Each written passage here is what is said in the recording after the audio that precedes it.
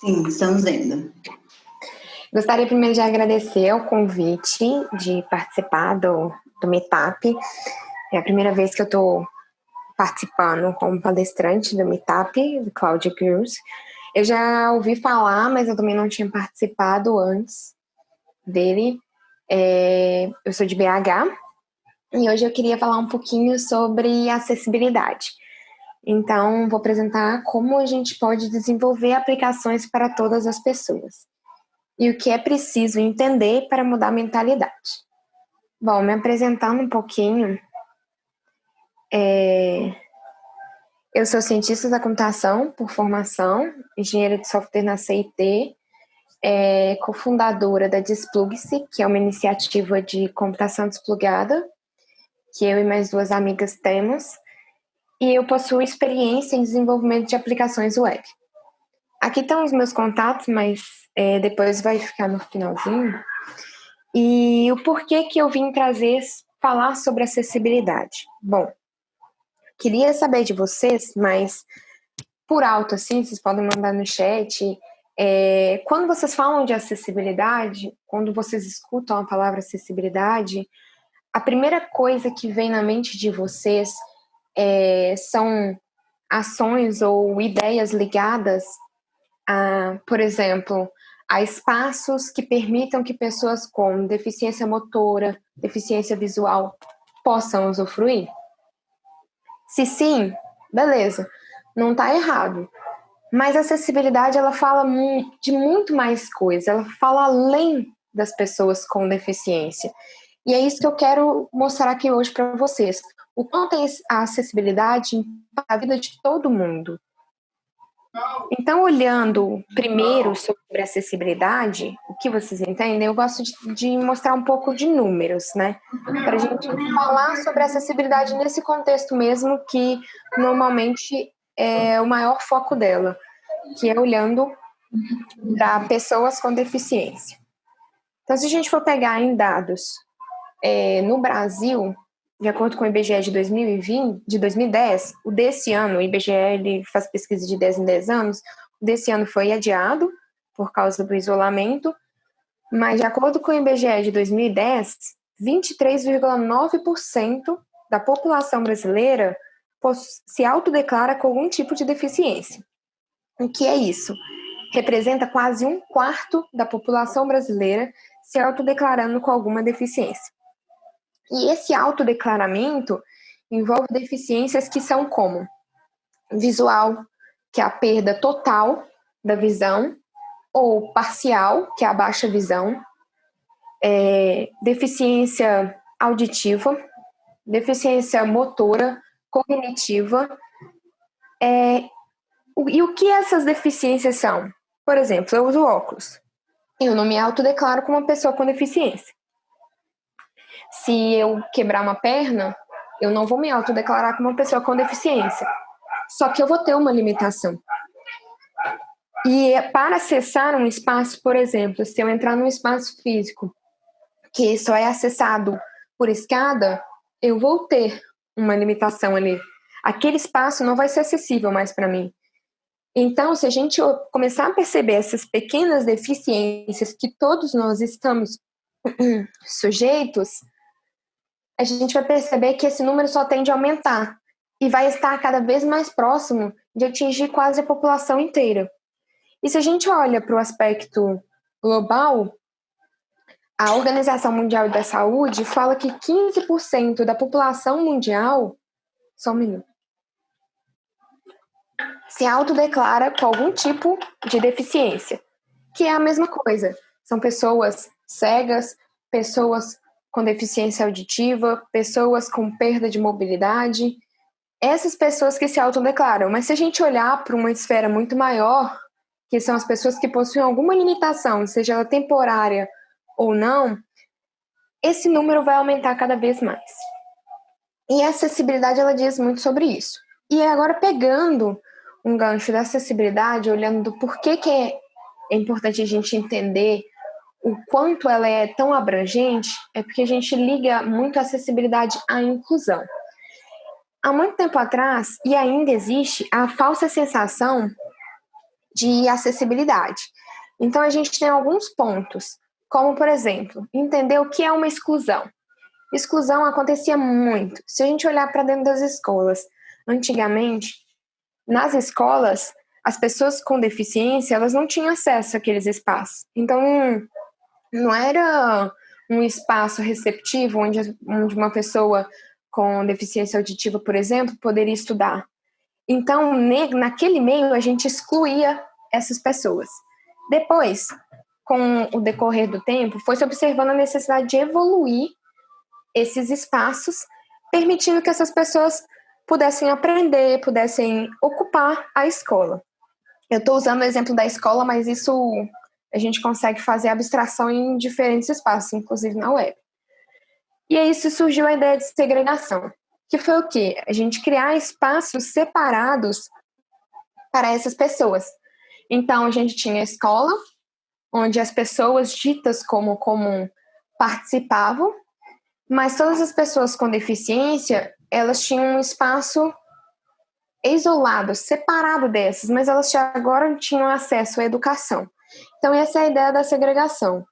E depois, percebendo que era necessário fazer uma socialização dessas pessoas, de todas as pessoas, se criou a ideia de integração. A ideia de integração é a ideia da falsa inclusão, que ela é o quê? É quando você coloca essas pessoas ocupando o mesmo espaço físico, mas você cria uma segregação dentro daquele espaço. Então, todo mundo sabe que aquele espaço é reservado para uma pessoa com deficiência. Um exemplo disso, e não é que sempre a integração ela seja ruim. Na verdade, não. Em vários momentos ela é necessária, a integração. Como, por exemplo, a gente entra num banco, numa agência de banco. A gente tem lá as filas prioritárias e os demais assentos.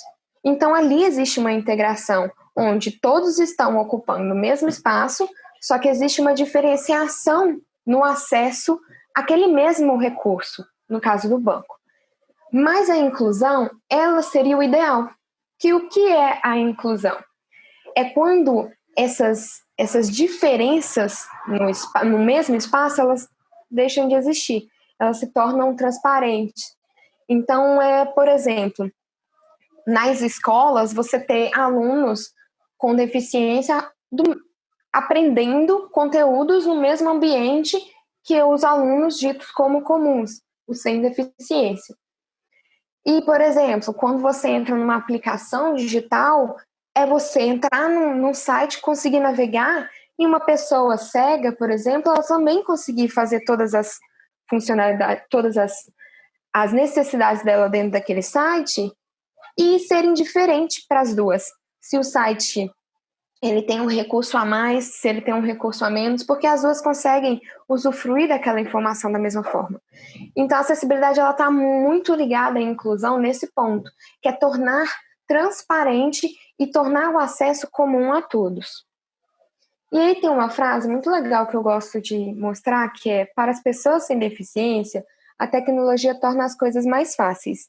Para as pessoas com deficiência, a tecnologia torna as coisas possíveis. E eu queria mostrar que isso é uma verdade absoluta.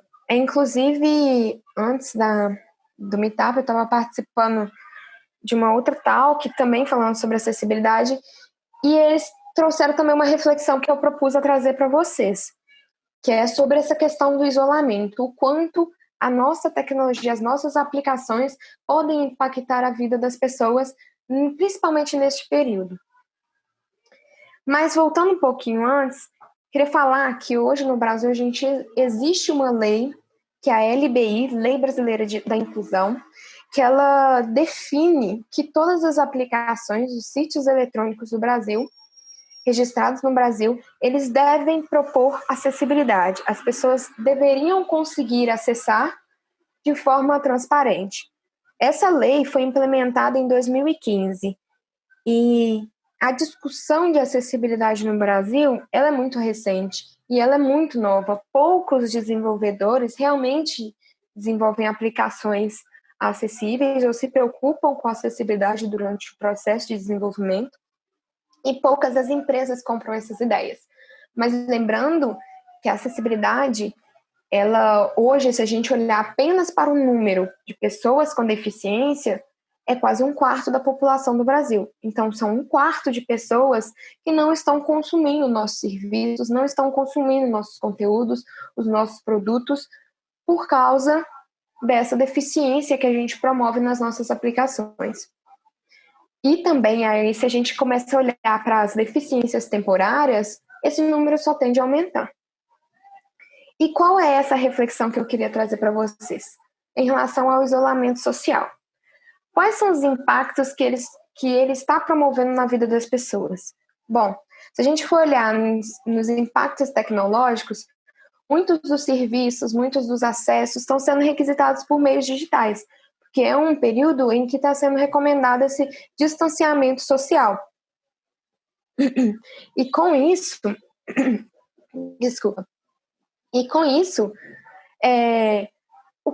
quantas pessoas realmente estão conseguindo usufruir esses produtos, estão conseguindo consumir as aplicações da melhor forma, sabendo que, só antecipando um pouquinho, existe uma pesquisa que foi feita pelo Movimento Web para Todos, que mostrou que 99% dos sites registrados no Brasil não possuem requisitos de acessibilidade.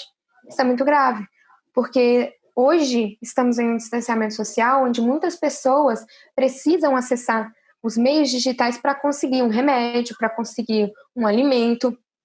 E isso, quando a gente fala, são idosos, são pessoas cegas, são pessoas com baixa visão, são pessoas que estão em ambientes que não são tão favoráveis. Por exemplo, se eu estiver num ambiente muito barulhento, fica difícil de eu compreender a informação de um vídeo. Se eu estiver num ambiente muito iluminado, fica difícil de eu visualizar um vídeo. Então, eu deveria ter outras formas de compreender aquilo, porque senão eu posso deixar para depois, e o deixar para depois pode acabar não existindo. Ou então, eu troco para empresas, para recursos que me permitem isso. E é até importante lembrar que, tipo assim, as pessoas com deficiência, elas são muito fiéis a um produto, principalmente por essa dificuldade de se ter aplicações acessíveis. Elas são muito fiéis e elas fazem propaganda gratuitamente para empresas, para marcas que valorizam isso, porque é muito importante para elas. E aí, agora, olhando para a acessibilidade digital, ela fala muito mais sobre permitir e tornar o acesso à informação global. Ela olha todas as pessoas e fala: eu preciso fornecer a informação para essas pessoas de forma que os diferentes grupos, os diferentes perfis consigam compreender essa informação. Entender sobre a diversidade de usuários, que é entender que a acessibilidade digital, ela fala que não é você olhar apenas para pessoas com deficiência e pessoas sem deficiência e segregar a sua aplicação ou integrar a sua aplicação criando espaços separados. É você incluir todas no mesmo espaço. Claro que vai existir situações, momentos em que você vai precisar ter um recurso mais específico para um e para outro, vai. Mas isso deveria ser exceção e não os casos mais comuns. Entender que a acessibilidade não impacta apenas pessoas com deficiência. Como eu disse, a acessibilidade, a gente costuma olhar apenas para pessoas com deficiência, mas se a gente estender pessoas com deficiência temporária, se a gente estender para todos, a gente vê que a acessibilidade, ela gera um impacto positivo na vida de todos. E a acessibilidade digital também, ela fala muito sobre empatia, que é escutar e tentar entender o outro. Como cada pessoa, ela pertence a um grupo social, ela faz parte de um núcleo, ela vai ter as suas experiências, ela vai ter as suas necessidades. Então, não tentar englobar todo mundo no mesmo grupo, como a gente tentava fazer isso há muito tempo atrás. É entender que as pessoas possuem necessidades diferentes e tentar entender isso. Quais são as reais necessidades que essas pessoas têm lá de fora. A gente vai falar um pouco sobre isso quando eu for mostrar mais sobre como a gente pode desenvolver, o que a gente pode melhorar nos nossos produtos para fornecer uma acessibilidade melhor. E para começar a falar, eu queria falar sobre a WCAG. A WCAG é um conjunto de diretrizes, porque há muito tempo atrás, quando a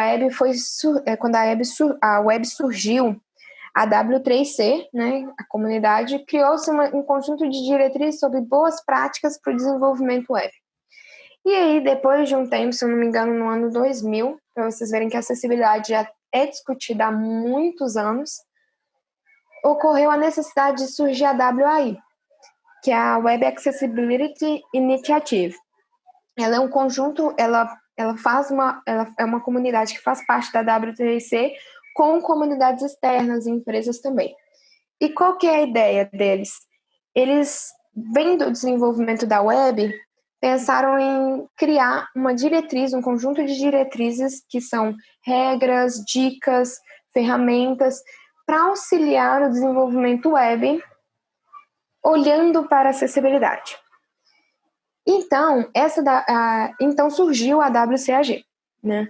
E aí, com isso, a WCAG ela foi crescendo e foi se reestruturando. Hoje existem versões e essas versões são atualizadas de tempo em tempo, mas ela é agrupada por 4 princípios. E o que são esses princípios? É o princípio da percepção, da operação, da compreensão e da robustez. O princípio da percepção agrupa dicas e regras, recomendações, não são nem regras, mas são dicas e recomendações que envolvem a percepção do usuário sobre a sua aplicação. A operação fala sobre a navegação do usuário dentro da sua aplicação. A compreensão ela não é tão ligada ao desenvolvimento no bit, mas ela fala muito sobre como o seu texto está sendo transmitido, como a sua imagem ela está sendo transmitida. E a robustez ela fala um pouco sobre a arquitetura da sua aplicação, sobre o quanto a sua aplicação consegue evoluir, permitir uma performance boa, para gerar uma boa experiência para o usuário, e isso, em contrapartida, atinge muito a acessibilidade. E esses princípios também são agrupados em 3 níveis: o nível A, o nível 2A e o nível 3A. E o que são esses níveis? Eles dizem qual é o conjunto de grupos que você vai conseguir atingir, um público que você vai conseguir atingir com aqueles recursos dentro dos níveis. Por exemplo, o nível A é o nível básico de acessibilidade. Então, quer dizer que se a sua aplicação conseguir implementar um nível A, as recomendações do nível A dentro, ela está atingindo um público mínimo de acessibilidade, e isso é muito bom, porque é o que, na maioria, os sites nem conseguem atingir isso. E quando a gente olha para esse nível, parece algo completamente complicado, mas não. São coisas simples, que eu vou mostrar para vocês também. O nível 2A já é um nível muito bom de acessibilidade. Quer dizer que você atinge um grupo muito maior, uma diversidade de usuários, você vai atingir uma diversidade de usuários muito maior. O nível 3A, ele é maior, só que ele acaba puxando um pouco a performance. Então, recomenda-se ter partes do site com 3A, e não ele todo. Então, quando você desenvolve a sua aplicação atingindo o 2A, você está tendo uma acessibilidade muito boa na sua aplicação. E o que existe na WCAG, como eu já falei, são diretrizes, ferramentas e muitas dicas de como desenvolver uma aplicação digital acessível. A WCAG é uma documentação livre, então gratuita. Ela está em inglês, mas existem versões em português. Hoje a gente está na versão 2.1. E qual é a diferença da 2.1 para 2.0? É que a 2.1 agora, além de melhorar algumas recomendações, ela também engloba algumas navegações no formato mobile, principalmente porque ultimamente as aplicações web estão sendo acessadas muito mais por dispositivos móveis. E aí, entendendo a acessibilidade digital, né? Primeiro, para entender a acessibilidade, a gente precisa entender como os navegadores, eles traduzem um site para que aquele site seja visto por leitores de tela ou por qualquer recurso de acessibilidade. Então, primeiro, quando é necessário, porque não necessariamente vai ser só com recursos que a gente consegue ver e perceber a acessibilidade. Então, primeiro é entender o que é o DOM. O DOM é o Document Object Model, é a interface de programação de aplicativos, a API, e ela define a estrutura lógica e forma de acesso e manipulação dos nossos documentos. Os nossos documentos contêm um conjunto do HTML, JavaScript, então o DOM é isso. Quando você constrói um site HTML, por exemplo, e você abre ele no navegador, ele é transcrito pelos tokens, a cada tag vira token, coisa e tal, até virar os nós, e esses nós constroem o nosso DOM. E baseado no DOM da nossa aplicação, dentro dos navegadores, os navegadores já automaticamente constroem a árvore de acessibilidade. E o que é a árvore de acessibilidade? É um formato sintetizado do DOM. E ela está diretamente relacionada à semântica do HTML. O que seria esse formato sintetizado do DOM? Ela vai excluir qualquer informação não necessária para recursos de acessibilidade, como, por exemplo, eu não preciso de informações relacionadas ao estilo para passar uma informação para o usuário. Eu não preciso de algumas informações extras, por exemplo, posicionamento daquele elemento na tela. Eu não preciso desses recursos para poder informar para o usuário qual é a informação daquele elemento, daquele conteúdo que ele está querendo saber. E aqui tem um esquema muito legal sobre como que isso é traduzido, né? Então, a gente tem o nosso HTML, ele é escrito, não sei se vocês conseguem ver meu mouse, mas temos o HTML aqui, ele vai ser traduzido nos navegadores para nossa árvore no DOM, que vai sofrer modificações com manipuladores, no caso, os nossos JavaScripts, dentre outros. Aí, baseado nessa árvore do DOM, que é construída a visualização para o usuário, só que, em contrapartida, a gente tem essa árvore do DOM é transformada na árvore de acessibilidade, onde tecnologias assistivas conseguem ler e notar que são esse o recurso que as tecnologias assistivas vão ver, e o usuário com deficiência, no caso, que utilize essas tecnologias assistivas, vão fazer a leitura dessa árvore do DOM. Por isso que, muitas das vezes, algumas navegações, eu não sei se algumas de vocês já chegaram a usar algum leitor de tela, por exemplo, mas você está vendo uma informação na tela, você está navegando usando um leitor de tela e a informação está discrepante. Se a informação está discrepante com o que você vê e o que você está escutando, é justamente por causa que você não ofereceu aquele recurso, você não utilizou os mecanismos corretos de desenvolvimento web para que aquele recurso pudesse ser traduzido na árvore de acessibilidade da forma correta. E aí, entrando agora no desenvolvimento. Primeira coisa, a gente precisa entender que a acessibilidade ela precisa estar em todas as fases do desenvolvimento e planejamento da nossa aplicação. Quer dizer que, então, eu tenho uma aplicação ligada, eu não consigo colocar acessibilidade nela? Não é verdade, consegue. Só que quanto mais tarde a acessibilidade foi introduzida na sua ação, mais que é o que muitas pessoas entendem e é muito trabalhoso, porque para você corrigir os problemas que... vocês estão me escutando? Apareceu uma mensagem aqui. Mas para vocês corrigirem os que vão ocorrer por mau desenvolvimento, segmento das práticas, vai ser muito pior. Quando você aplicar a forma de desenvolver a aplicação muito mais ligada, desenvolver aplicações corretas. Acho que ela também não está me ouvindo. Seu áudio está cortando, está falhando. Opa. Tá me ouvindo? Agora vocês conseguem me escutar? Sim. Agora sim. Cortou alguma coisa? Falhou, picotou, mas voltou. Tá. Não, beleza. Vou só recapitular a parte que eu falei que a acessibilidade ela precisa estar presente em todas as fases do projeto, todas as etapas de planejamento e desenvolvimento das nossas aplicações. E se eu tenho uma aplicação legada, eu não consigo colocar a acessibilidade nela? Não. O que eu quero dizer é que quanto mais tarde a acessibilidade for incluída dentro das nossas aplicações, mais custosa ela vai ser, porque infelizmente, hoje a gente não usa sempre as boas práticas de desenvolvimento para desenvolver aplicações web. E com isso, a acessibilidade tem um impacto direto. Então a gente às vezes vai ter que refatorar recursos que já estão funcionando, e às vezes esses recursos são muito complicados. Eu tenho uma regra de negócio muito forte, muito importante, em que o impacto é muito grande. E vocês vão ver, em tudo que eu vou estar mostrando, que desenvolver com acessibilidade está muito mais ligado a desenvolver da maneira correta.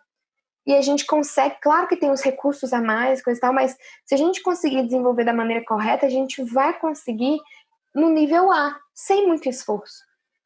Então, vamos olhar um pouquinho desses itens. O primeiro é a semântica. O que é a semântica, né? É a organização dos nossos elementos no HTML. Então, a ordem semântica dos elementos deve fazer sentido. E o que eu falo quando eu quero dizer que deve fazer sentido? A gente sabe, olhando as boas práticas de desenvolvimento, que o nosso código é uma narração, é uma narrativa.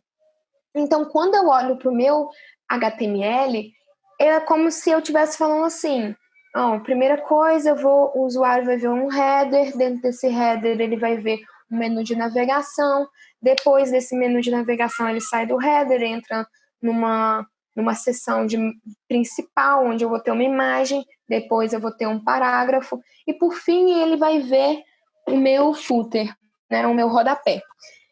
Então, é isso que é a ordem semântica, eu colocar os elementos como o que eu quero. Se ele fosse fazer uma navegação pela tecla Tab, por exemplo, que é normalmente o recomendado para se fazer uma navegação por teclado, ele vai conseguir fluir entre os elementos de uma forma ordenada.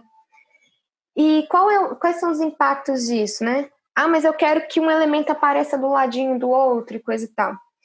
Todos esses pequenos ajustes de modificação de posição, na verdade, eles devem ser feitos via CSS e não por HTML. Por exemplo, eu quero que o meu footer ele apareça sempre fixo na página. Eu não vou colocar ele antes da minha seção de conteúdo principal. Eu coloco ele ao final e, por CSS, eu mantenho ele fixo na minha página. Aí eu quero que uma mensagem apareça sempre de alerta. Eu não coloco essa mensagem como primeiro recurso, eu coloco ela na ordem ou próximo ao elemento que ela apareceria. Então, essa semântica é muito importante. Aí eu coloquei até um balãozinho de que a semântica é extremamente importante para a construção correta da árvore de acessibilidade, porque é baseada nela que toda navegação que a gente usa hoje por teclado nos sites vai ser feita. Eu não sei se vocês já chegaram a navegar num site em que você está navegando com a tecla Tab e de repente ele está num elemento lá à esquerda, aí ele foi para um elemento totalmente à direita, e depois ele fica pulando. Tudo isso está muito ligado à nossa semântica. O próximo item são os atributos área, que é Accessible Rich Internet Applications. O que esses atributos falam, né? Ele permite a gente adicionar semântica a elementos do HTML. É como se a gente fizesse pequenas cirurgias. Esses atributos, inclusive, são muito usados quando a gente tem uma aplicação que a gente não consegue refatorar ela, não consegue usar os elementos corretos para ela, então a gente utiliza de recursos área para forçar certos comportamentos que naturalmente não existiriam. Então o área ele faz essas modificações na árvore de acessibilidade para introduzir comportamentos que antes não teriam naqueles elementos, olhando eles somente pelo comportamento deles do HTML. E aí os atributos áreas não devem ser usados como foco principal. Por que eles não devem ser usados como foco principal? Como eles fazem essas manipulações na árvore de acessibilidade, é como a gente faz manipulações por JavaScript. A gente sabe o quanto isso impacta a performance e a usabilidade das aplicações. E esses atributos, quanto mais a gente carregar eles, mais modificações a gente vai ter na árvore de acessibilidade e tipo assim, menor vai ser a nossa performance. O recomendado de usar eles é sempre quando você quer fazer um ajuste pontual, você quer colocar uma característica a mais que o seu recurso não está tendo e que é necessário para a sua aplicação, mas não como ferramenta principal, não como recurso principal. E aí a gente entra também dentro de um outro ponto, que é o gerenciamento de foco. O que é o gerenciamento de foco? Nada mais é do que a forma como você consegue navegar dentro da sua aplicação. E o recurso que a gente utiliza bastante para fazer essa navegação é a tecla Tab do teclado. Então, entra dentro da sua aplicação e navega com ela com a tecla Tab. Qual é o primeiro item que a gente vai observar? É o outline. O que é o outline? Se vocês observarem nesse GIF, é esse contorno tracejado que aparece ao redor do meu link. Esse recurso, todos os browsers possuem, só que às vezes a gente costuma tirar. Qual que é a importância dele? Ele é para você identificar aonde está o seu foco naquele elemento. Isso facilita muito, além de quando a gente está navegando normalmente, pessoas com baixa visão, pessoas que são daltônicas. Então, se eu faço uma diferenciação igual está sendo nesse GIF, em que os meus elementos eles mudam de cor quando eles recebem o foco e recebem um tracejado embaixo, se eles só mudassem de cor, pessoas com certo grau de daltonismo não conseguiriam perceber essa diferença. Então, o outline ele é um recurso que o browser já oferece para facilitar essa distinção de um elemento que está com foco e um elemento que não está com foco. E esse underline que aparece embaixo também é uma outra forma de você passar a mesma informação. Controlar o foco é isso que está acontecendo. Eu tenho submenus sendo abertos e esses itens do menu só recebem o foco quando eles estão abertos, né? E como que eu faço isso? Através de JavaScript, controlando o valor do meu tab index. Todo elemento interativo, o que são elementos interativos? São elementos que naturalmente o usuário tem uma interação, como elementos de formulário, links, botões, todos esses são elementos interativos. Todo elemento interativo já por natureza deles, em todos os navegadores, eles são elementos focáveis, são elementos clicáveis. Então, por natureza, eles já têm um tab index lá, você não precisa colocar. E o que eu faço? Mas se eu quero controlar o momento em que aquele elemento ele vai se tornar focável ou não, eu passo a controlar o valor do tab index, que no caso seria 0 ou 1. E atenção, principalmente com foco oculto. O que é o foco oculto? Eu não sei se vocês já chegaram a fazer isso, mas muitos sites têm esse recurso, que é quando aparece ou um outline, ou de repente assim, eu estou navegando, é como se eu estivesse nesse menu feature, eu pressiono a tecla Tab, ele não me mostra mais nada, ele não seleciona nenhuma região, ele não destaca nada para mim, e eu vou pressionando Tab e eu não sei aonde o foco está, em qual elemento está. Isso é um foco oculto. Isso acontece muito quando a gente controla errado o valor do Tab Index, ou a gente atribui Tab Index para elementos que não deveriam ter. Outros exemplos são formulários. Formulários, como que a gente pode melhorar a acessibilidade e o uso desses formulários? Colocando rótulo, associando um rótulo aos nossos campos. Todos os campos devem ter rótulos. E o que significa isso? Se eu tenho um campo de name, eu tenho uma região de um rótulo para ele name. Claro que existem alguns recursos específicos, mas vamos supor, eu tenho um campo de opção, um radio button. Esse campo de opção, eu coloco um rótulo nele. Por que é importante eu colocar um rótulo nele? Mais para frente eu vou falar sobre a área de toque. Pessoas mais velhas, pessoas com mal de Parkinson, pessoas com tremedeira, no geral, dependendo, ou alguma deficiência, mobilidade reduzida, elas têm uma extrema dificuldade em conseguir tocar em regiões pequenas. E quando a gente associa o rótulo àquele campo, a gente aumenta a área de toque. Eu não sei se vocês já chegaram a fazer o teste, mas se eu tenho um campo de um formulário e eu tenho um rótulo que está associado a esse campo, se eu clicar no rótulo, ele seleciona aquele campo. Ele coloca o cursor dentro daquele campo. Então, por exemplo, nesses exemplos aí de botões de opção, eu poderia, por exemplo, clicar no sexo masculino ou feminino na palavra que o botão de opção ficaria selecionado para mim. Fornecer instruções sobre o preenchimento é importante. Então, se eu tenho algum recurso a mais, por exemplo, senha, a minha senha tem que ter tal coisa e coisa e tal, é importante vocês terem essas informações abaixo do campo e estar vinculada também. Erros e validações devem ser reportados. Mais para frente eu vou falar sobre isso.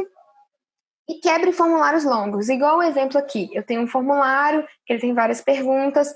Então, quebre esse formulário, pagina esse formulário em diferentes seções para que pessoas com dislexia, pessoas que tenham déficit de atenção, elas consigam se manter presas àquele conteúdo. E também outras pessoas, não necessariamente, mas se for, por exemplo, uma aplicação para criança, uma aplicação também para idosos, é muito mais fácil elas conseguirem se concentrar naquele conteúdo que você está passando. E aqui é um exemplo de como é construída a árvore de acessibilidade em formulários. Então, aqui eu tinha uma tag lá, main, tem uma tag form, tem uma tag de rage button, um tag de input com type rage button, e aí eu vou ter um name. Esse name é o quê? É o minha label. O que eu colocar dentro da minha tag label lá e associar com esse input vai ser o name que ele vai estar colocando. Então, quando ele entrar nesse campo, é isso que um leitor de tela, por exemplo, leria. E o estado dele é qual a situação atual. Se você já usar um campo de formulário input, por exemplo, input type radio button, ele já vai vir com esse estado já definido. Quando você alterar, ele já atualiza essa informação na árvore de acessibilidade, sem você precisar controlar. Então, tá vendo como não é difícil fornecer formulários mais acessíveis? O campo por exemplo, de editar texto, a mesma coisa, um combo box, que aí eu tenho qual é o estado dele, se ele está expandido, se ele está recolhido, qual é o nome dele, que é a rótulo dele, se ele está com um valor definido. Tudo isso, se você utilizar simplesmente o type select lá, ele já vai fornecer esse recurso. A única coisa que ele não vai fornecer é um name, que você tem que associar um label ao input. E o botão é a mesma coisa. Se a gente usa a tag button normal, ele já vai me falar qual é a ação daquele botão, qual é o nome daquele botão, qual é o comportamento que aquele botão vai ter. Agora, se eu uso uma div que tem uma característica de botão, eu vou ter que passar essas informações para o usuário, porque senão ele nem vai saber que aquilo é um botão. Um outro recurso extremamente importante, que a gente deixa muito de lado, é colocar texto alternativo nas imagens. Quando eu utilizo uma tag img, eu preciso informar qual é o conteúdo daquela imagem. Mas eu não tenho... Essa imagem ela é meramente ilustrativa para mim, eu não tenho nenhuma informação que eu quero passar para ela. Não tem problema. O que a gente precisa fazer? Colocar o atributo alt com aspas vazia, só, sem nada dentro. E o que eu passo para a árvore de acessibilidade? Ela passa a desconsiderar aquela imagem quando ela for fazer uma leitura daqueles elementos, ela passa a desconsiderar, porque é um elemento ilustrativo. Você não quer passar informação. Agora, quando é uma imagem informativa, eu quero passar um conteúdo, eu preciso colocar ali um texto descritivo, mas um texto breve, de qual é a informação que eu quero passar para aquilo. Então é uma promoção de compre um, leve 2. Então eu coloco promoção, compre um, leve 2. Eu descrevo o que aquela pessoa vai absorver daquela imagem. Então, a gente precisa fazer primeiro essa diferenciação entre decorativa e informativa e sempre temos que ter o atributo alt dentro do elemento img. A descrição deve ser breve e informativa, escrevendo o propósito e o conteúdo da imagem, como eu citei no exemplo. Contraste. O que é o contraste? Diferença de luminância, ou seja, diferença do brilho entre duas cores. A gente acaba, às vezes, querendo colocar certas cores, certos efeitos e coisa e tal, que acaba prejudicando um pouco a percepção de diferentes usuários para o contraste das cores. Então, um exemplo aqui é esse primeiro botão, que tem um texto em branco, e o fundo dele é um azul um pouco mais claro. E, olhando o contraste, a proporção recomendada, que é de 4,5 para 1, que é a diferença entre as cores, né, do brilho entre as cores, esse é um contraste errado. Pessoas com daltonismo ou pessoas que têm alguma dificuldade na percepção das cores, elas não conseguiriam compreender o conteúdo dessa imagem. E já ao contrário, esse azul mais escuro com a letra branca, já é possível que diferentes pessoas consigam ver. Ah, mas como que eu consigo saber se o contraste das minhas cores estão ok? Existem vários sites validadores, inclusive da WCAG, brasileiros, que fazem essa validação automática. Você coloca a cor de fundo e a cor que vai vir na frente, e eles te mostram o quanto aquele contraste é bom ou não é. E só um ponto aqui é que se as cores forem invertidas, né, não tem diferença. A proporção continua a mesma. Então, se falar assim, esse azul com branco, ele é correto, então quando eu inverter, ele vai continuar sendo correto também. A área de toque, como eu falei, né, então, o que é? Sempre que eu tenho um elemento interativo, eu tenho que permitir que ele tenha uma área significativa. O que é isso? É um espaço suficiente para que aquela pessoa consiga clicar, tocar, interagir com aquele elemento de uma forma confortável, sem ela precisar ter que se esforçar muito para poder interagir com aquilo. A gente acha que às vezes isso é tão insignificante, mas uma vez eu cheguei a dar aula para idosos e era muito difícil deles clicarem num ícone de uma pasta, conseguir clicar naquele ícone da primeira vez. Então, é muito difícil. Isso não só para idosos, pessoas com Parkinson, pessoas com mobilidade reduzida, dentre outros também. Até mesmo no celular. Quem nunca tentou clicar num ícone ou num link que ele era pequenininho, ele tinha uma área de toque bem reduzida e você tinha, às vezes, que ampliar para conseguir tocar nele. E elementos de formulário, como eu falei, deve ter, além do rótulo para ampliar essa área de toque, também deve ter um espaçamento mínimo definido. O que é isso? Na verdade, não só elementos de formulário, mas os elementos no geral. É evitar que os elementos fiquem muito justinhos, para você não confundir o toque. É quando você clica num lugar que você não queria clicar. Então, para isso, a gente faz um espaçamento entre os elementos. O formulário é o mais crítico, porque às vezes a gente deixa os campos bem próximos, bem justinhos, e isso, a pessoa clica num elemento que ela não queria, e coisa e tal, e ela tem que refazer tudo aqui. Ou, por exemplo, nesse caso, ela clica num botão e executa uma ação que ela ainda não queria executar. Botões, links, itens de formulários e menus, atenção especial na área de toque, principalmente no menu. Eu tenho um menu que tem submenu e é um pop-up. Eu tenho aquele distanciamento entre o meu elemento de menu e do submenu. Se eu tenho esse distanciamento, é uma setinha, é um pontilhadinho, alguma coisa, eu preciso garantir que toda a área do botão principal, que é o botão que eu executei aquele submenu, ele precisa acessar. Então, a distância de um elemento para o outro ainda precisa permitir que aquele pop-up continue aberto, que é um erro muito comum que a gente faz. Muitas das vezes a gente deixa só a seçãozinha da setinha, que aí a pessoa tem que passar por cima da seta para continuar vendo o menu aberto. Isso é muito ruim. Textos e layouts, espaçamento entre linhas e letras. O recomendado é você usar, até você não ficar colocando muitos espaçamentos e nem reduzindo os espaçamentos. Por quê? Pessoas com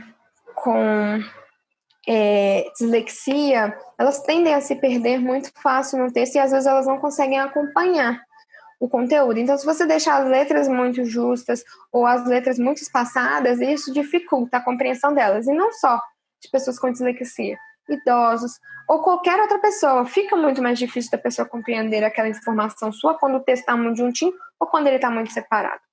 Alinhar textos à esquerda. O ideal, por que a gente alinhar textos à esquerda? Porque é a nossa forma de leitura. A não ser que eu esteja fazendo sites, por exemplo, para outros países que a leitura começa da direita para a esquerda, do contrário, o ideal é você manter o fluxo nosso original de leitura. Isso facilita muito. Quer dizer que eu não posso ter textos centralizados? Não, você pode, mas o ideal é você não ter o seu site inteiro centralizado. Você quer ter uma região de destaque? Pode centralizar. Mas o seu conteúdo todo, o ideal é que ele esteja sempre, principalmente as informações mais importantes, que elas estejam alinhadas à esquerda. Construir layout linear e lógico, garantindo a boa leitura. É um pouco do que eu já falei para cima. Isso não impacta só pessoas com deficiência ou pessoas com alguma limitação. Impacta todo mundo, porque se torna mais agradável navegar na sua aplicação. Quando ela me oferece uma boa leitura, quando não é um site cheio de recursos, quando não é um site muito carregado visualmente. Isso se torna agradável. Evite textos longos e complexos, né? Principalmente esse ponto, pessoas com deficiência auditiva, pessoas com surdez, a língua, normalmente, né, não é uma regra, mas normalmente a língua principal delas não é o português, e sim a Libras.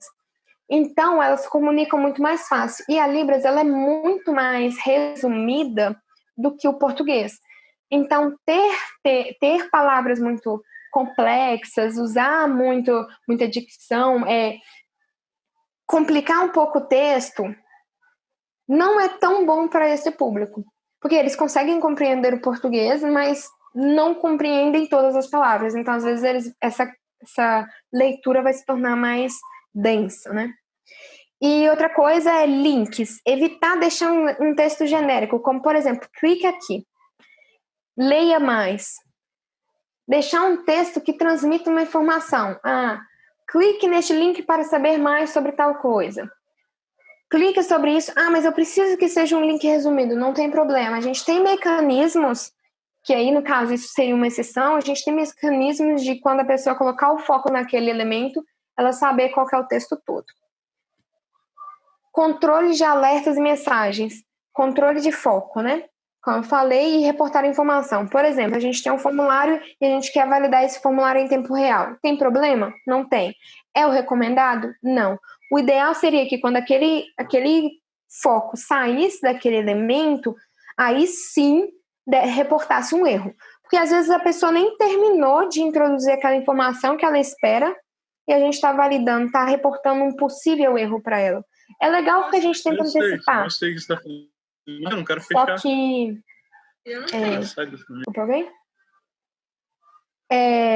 Só que não é o ideal. Principalmente se você coloca que esse pop-up apareça a todo momento. O ideal é, quando ela executar por exemplo, clicar no botão de submit, aí os campos de alerta vai aparecer, ela sai do formulário e aparece. Outra coisa, botões desativados, desabilitados.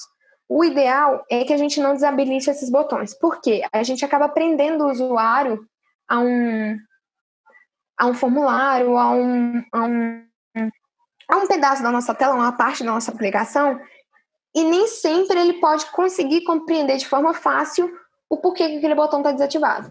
Um exemplo é assim, a gente quer que o usuário preencha todos os campos para submeter. Aí a gente desativa o botão até ele preencher todos os campos. Quais são os problemas disso? Se o usuário não conseguir compreender que ele precisa preencher todos esses campos para o botão ativar, ele pode desistir de preencher o seu formulário. Se for um cadastro de alguma coisa, se for uma compra de alguma coisa, ele pode desistir simplesmente porque ele não consegue clicar no botão. Então, o ideal é, eu preciso que ele preencha todos os campos, faz a validação pós o clique. Ou você precisa realmente que aquele botão esteja desativado? Não tem problema, mas informe ao usuário por uma mensagem que todos os elementos na tela precisam estar preenchidos para que o botão seja habilitado. E aqui tem alguns recursos do atributo área, que permite a gente controlar essas mensagens e reportar isso para o usuário, que é o área invalid, o área required e o área live. Quando um campo ele é required, a gente pode usar só o atributo required lá do próprio elemento HTML, que ele já funciona e já reporta certinho. Outro item, controle de modais. Capturar o que significa, né? Tipo, o ideal é a gente não prender o foco do usuário em nenhum momento da tela. Só que existe a exceção. Qual é a exceção? Quando a gente está mexendo com uma modal. Porque a gente quer que o usuário ele conclua aquela informação que está na modal para ele seguir o fluxo. Então, o que acontece? Quando a gente vai fazer a abertura de modal, a primeira coisa, a gente tem que capturar o elemento que ativou a modal. Nesse caso, é um botão. Então, eu capturo esse elemento, depois eu vou capturar o primeiro elemento com foco dessa modal, e eu vou criar um mecanismo para prender o laço do teclado na modal. Por exemplo, utilizar um evento de keydown. Toda vez que ele estiver no keydown, eu vou ver se ele está no último elemento focável daquela tela. Se ele tiver, ele volta para o primeiro. E eu mantenho o usuário naquele recurso para quê? Para garantir que ou ele preencha esse formulário ou coisa e tal. Mas não quer dizer que ele está preso efetivamente ali. Porque se ele der um ESC, ele sai da sua modal. Se ele clicar no X, ele sai da sua modal. Se ele clicar do lado de fora, ele consegue sair da sua modal. Então, ele vai manter só o foco ali dentro da modal para evitar que aquela perca de foco ou foco oculto. Que aí ele vai continuar vendo a modal, mas o foco está navegando na sua aplicação. Outro ponto, áudios e vídeos. Áudios. A ideia da acessibilidade é sempre a gente tentar fornecer a mesma informação de diferentes modos. Então, eu tenho um conteúdo em áudio. Esse conteúdo em áudio, é legal a gente ter uma legenda. Porque se eu estiver num ambiente barulhento, eu não consigo compreender aquela informação. Se eu tenho surdez, eu não consigo compreender aquela informação. Se eu tenho baixa audição, provavelmente também não. Então, ter essas legendas é importante. Não ter início automático. Eu preciso que um vídeo tenha início automático. Se eu preciso que esse vídeo ou esse recurso auditivo tenha um início automático, então a gente vai ter que colocar o foco. A primeira coisa que vai receber o foco na nossa aplicação são os controladores daquele recurso. Então, é um vídeo. Então, os controladores de pausar, voltar o vídeo e tudo mais, tem que ser os elementos focar, o primeiro elemento que tem foco na sua aplicação. E se você precisar que tenha alguma coisa, algum recurso que ele tenha um início automático e que, vamos supor, é uma música ou é um áudio, alguma coisa, ele tem que começar com o volume baixo. Beleza? E coisas que a gente costuma fazer não são necessárias ou a gente faz um pouco errado. Primeira coisa é adicionar tab index sem elementos interativos, sem necessidade. Por que eu marquei sem necessidade? Porque, a não ser que a gente queira controlar o momento que aquele elemento vai realmente receber o foco ou não, a gente utiliza o tab index. Do contrário, todos os elementos interativos eles já são focáveis, então eu não preciso ter tab index lá 0 para reforçar isso. Um outro item é adicionar tab index em elementos não interativos. Existem suas exceções. Eu preciso que uma região, um banner, receba um foco, mas a imagem normalmente não é um elemento interativo. Existem as exceções. Mas, do contrário, é a gente tentar criar, colocar toda a nossa aplicação como focável. Isso não é o ideal. Porque uma pessoa mas como é que ela vai acessar aquele texto que eu quero que ela leia?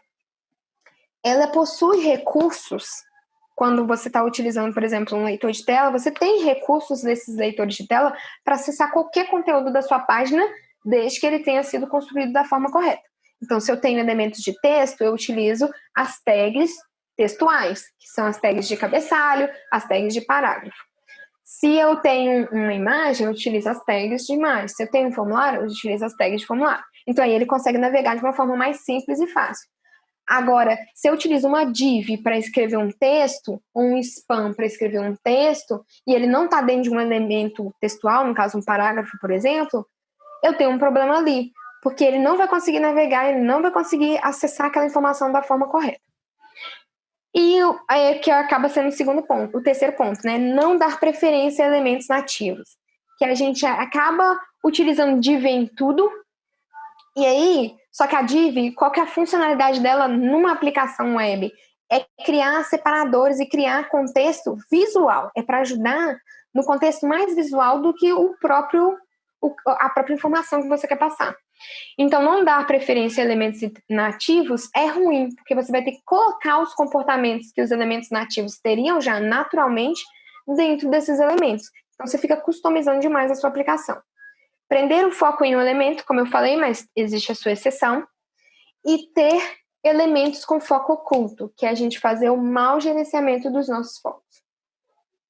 Aí, como eu falei com vocês antes, existe uma pesquisa que foi feita pelo Movimento Web para Todos, que é o MWPT, que eles avaliaram todos os sites, se não me engano foi 23 milhões de sites brasileiros registrados. Então, todos os sites brasileiros passaram por essa pesquisa. e 99% dos sites foram reprovados no requisito de acessibilidade. Eles não possuíam requisitos ou era tão difícil utilizar aqueles sites que os requisitos que tinham eram invalidados. E apenas 1% dos sites acessíveis possuíam apenas 1% dos sites brasileiros possuem recursos para acessibilidade. E não necessariamente são todos os melhores, mas uma pessoa consegue ter uma boa experiência ali dentro. E olha o quanto é discrepante.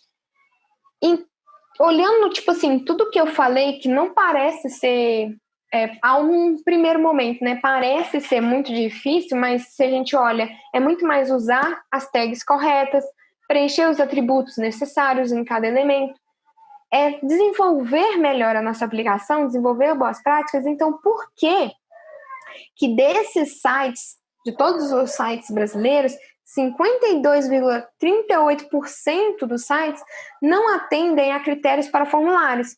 E o que são esses critérios para formulário? É vínculo de rótulo com campo.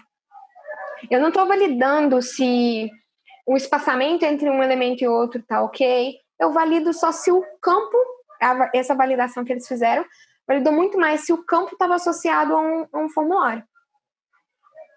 E por que também que 83,25% dos sites não atendem a critérios de acessibilidade para imagens? Ou seja, 83,25% dos sites não tinha descrição ou atributo alt nas imagens. É um recurso que, teoricamente, é simples e causa um impacto muito grande nas pessoas. Então, se a gente olhar para acessibilidade, para a gente ter aplicações acessíveis, a gente não precisa fazer sites mirabolantes, a gente não precisa construir, se preocupar com uma performance absurda. Pelo contrário, a acessibilidade ela impacta diretamente na performance da sua aplicação, porque construir um site acessível, você constrói um site com uma boa performance, porque você evita ficar manipulando demais o seu DOM desnecessariamente. Você constrói um site que ele vai ter uma pontuação SEO muito melhor, porque é um site com bons links, é um site com boas referências, então você constrói uma aplicação muito melhor, além da usabilidade também.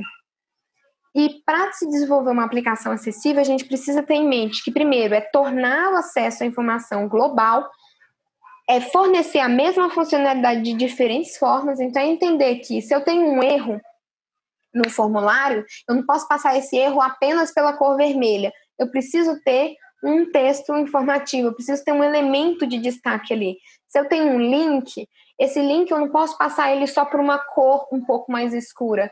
Eu tenho que ter um underline ali embaixo, pensar nessa diversidade de usuários para poder fornecer a mesma informação. E as informações devem ser claras.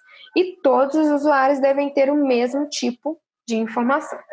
Algumas dicas de ferramentas que pode auxiliar nessa validação e na construção de aplicações mais acessíveis é o ASIS, que é um validador brasileiro. Ele tem alguns problemas de instabilidade, mas normalmente ele funciona muito bem, que é basicamente você coloca lá o endereço da sua página e ele faz uma validação, ele percorre a sua página de acordo com as diretrizes da WCAG e te retorna uma nota ou te retorna possíveis problemas. Temos o PA Accessibility, eu não falei, mas esse A11Y é a redução da palavra Accessibility. Ele também é um recurso de validação de testes automatizados, né, que te permite validar alguns critérios de acessibilidade. A WebIM também tem um validador, além de ser um site com ótimos recursos e ótimas dicas de como desenvolver aplicações web acessíveis. A Wave também é um validador e a gente tem o Lighthouse, que ele existe em todos os browsers do Chrome, por ser uma ferramenta do Google. Então, se você entrar lá no Chrome, no DevTools, você vai ter lá o Lighthouse, Audits, né? E você vai ter a opção de acessibilidade, só clicar nela e pedir para validar, ele vai percorrer aquela sua página e vai te dar uma nota. Inclusive, é também um recurso que você consegue instalar, por exemplo, na sua pipe, na hora do seu Continuous Integration, para validar a acessibilidade. Só que um ponto importante essas dicas de ferramentas não retiram os testes manuais, porque a acessibilidade está muito ligada aos testes manuais ainda. Você consegue automatizar, mas é muito pequena a parcela que você consegue automatizar, porque a acessibilidade ela é ligada à experiência da navegação com o usuário. E algumas referências legais. Bom, a gente tem a referência da WCAG, como eu falei. Depois eu posso mandar essa apresentação para as meninas para compartilhar. Mas aqui tem um link da documentação, mas é só colocar WCAG, documentação, ele vai te mostrar o guia rápido. Tem o Toolkit de Acessibilidade do Marcelo Salles, que inclusive é uma excelente referência. É uma versão da WCAG, só que em português. E são cardzinhos bem legais para ajudar no momento de desenvolvimento. Então, quem quiser, ele disponibiliza gratuitamente, quem quiser imprimir e tudo mais, pode imprimir para utilizar em reuniões de planejamento, dentre outros. O site WebIM, como eu falei, ele é um site que, além de ter validadores e algumas ferramentas, ele também oferece muitas dicas e recursos de como utilizar leitores. Ele principalmente utiliza o NVDA e dá dicas de como construir aplicações acessíveis legais. Tem um curso no Audacity gratuito que fala muito sobre acessibilidade, é um curso do Google, então é muito legal também de fazer. Tem o Web, dentro do Web Developers tem a acessibilidade, né, a seção de acessibilidade. O Movimento Web para Todos, que ele possui muitos cursos, muitos links, um conjunto, um grupo de referências bem legais, falando mais sobre desenvolvimento acessível. Eles não olham só para o desenvolvimento. Todas as ferramentas de cima falam muito de desenvolvimento também, mas o Movimento Web para Todos fala também sobre criação de conteúdo, criação de produtos de marketing visual, tudo mais, olhando para a acessibilidade. E eu tenho me atrevido, né, a começar a escrever um pouco mais sobre tudo que eu venho aprendendo de acessibilidade, porque eu acho que é importante, é um mercado que está em defasagem, é uma oportunidade muito grande, um diferencial muito grande que as empresas deveriam ver e adotar. Então, eu tenho começado a escrever muito do que eu tenho aprendido, né? Tanto no DevTool quanto no Medium. Mas tipo assim, por enquanto só tem um texto lá, eu estou escrevendo nos próximos e acredito que nas próximas semanas já estejam publicados mais coisas. Bom, é isso. Obrigada. Espero que vocês tenham gostado do conteúdo. Espero que a sementinha da acessibilidade tenha plantado no coração de vocês. Eu tenho conseguido fazer isso. E que vocês consigam disseminar para as pessoas cada vez mais, para que elas desenvolvam aplicações mais acessíveis e da importância disso. É isso. Eu acredito que falei demais, né?